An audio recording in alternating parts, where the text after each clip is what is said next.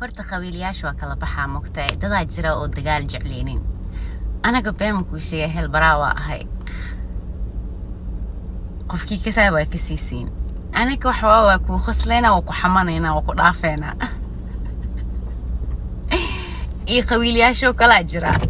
ayo horta qabiilka la isku faanayo oo ku dheh